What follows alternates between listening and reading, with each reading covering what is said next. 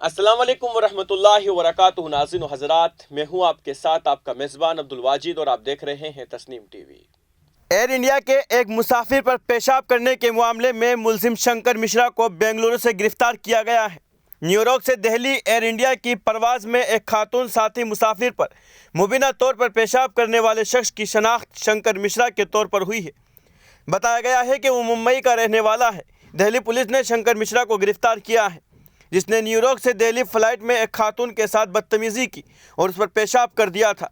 Delhi police ने उस शख्स को बेंगलुरु से गिरफ्तार किया है। दिल्ली पुलिस ज़राए के मुताबिक शंकर मिश्रा मुंबई के मीरा रोड पर रहता है। पुलिस कई दिनों से उसकी तलाश में थी।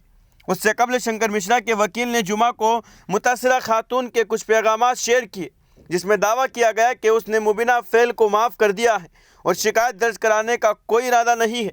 मुलजिम शंकर मिश्रा के वकील ने दावा किया कि उनके मुवक्किल ने मुतासिरा को 15,000 रुपये बतौर मुआवजा अदा किया था, जिससे बाद में मुतासिरा के ख़ानदान ने वापस कर दिया था। इसी दरमियान शंकर मिश्रा के वालिद ने जुमा को दावा किया कि उनके बेटे के खिलाफ इल्ज़ामात मुकम्मल तौर पर झूठे हैं। उन्होंने कहा है कि ये सरासर झूठा मुकदमा है। मेरे बेटे के मुताबिक उसने फ़्लाइट के दौरान खाना खाया और सो गया था।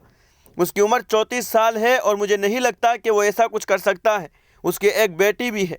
इससे कबल पुलिस ने कहा कि मुलजिम के खिलाफ एक लॉकआउट सर्कल जारी किया गया था। एक सीनियर पुलिस अफसर ने कहा था कि शंकर मिश्रा मुंबई के रहने वाला है। पुलिस ने बताया कि शंकर एक ताजिर है।